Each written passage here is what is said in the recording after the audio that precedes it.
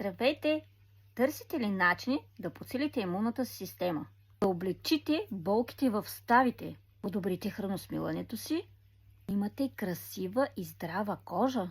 Всичко това е възможно с една проста съставка – куркума.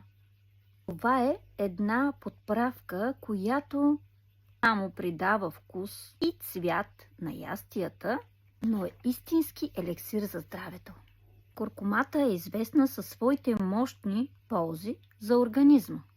Подсилва имунната защита, помага при възпаления и болки в ставите, подобрява храносмилането, съдейства за красива и здрава кожа. А благодарение на активната си съставка куркумин, тя е силен антиоксидант. Знаете ли, че куркумата е позната като златната подправка на живота? Сега ще ви дам няколко лесни и вкусни идеи. Може да добавите половин чайна лъжичка към сутрешното си смути. Може да си направите златно мляко. Топло мляко с куркума, мед и щипка черен пипер. Или просто я включете в супи, сосове, дори в чая си.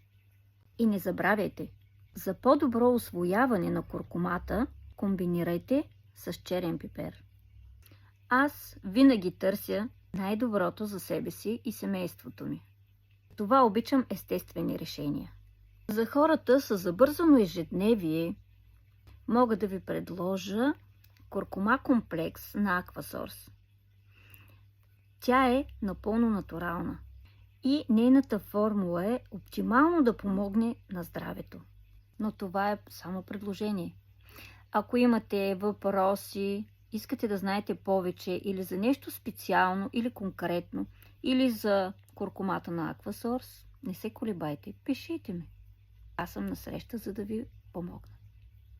Също така, да не забравя, куркумата в комбинация с други съставки много помага за болно гърло. Аз го правя за мен и за децата ми. Мога да ви го представя и на вас. Изглежда ето така, защото в момента едното ми детенце е с болно гърло. И сме си направили.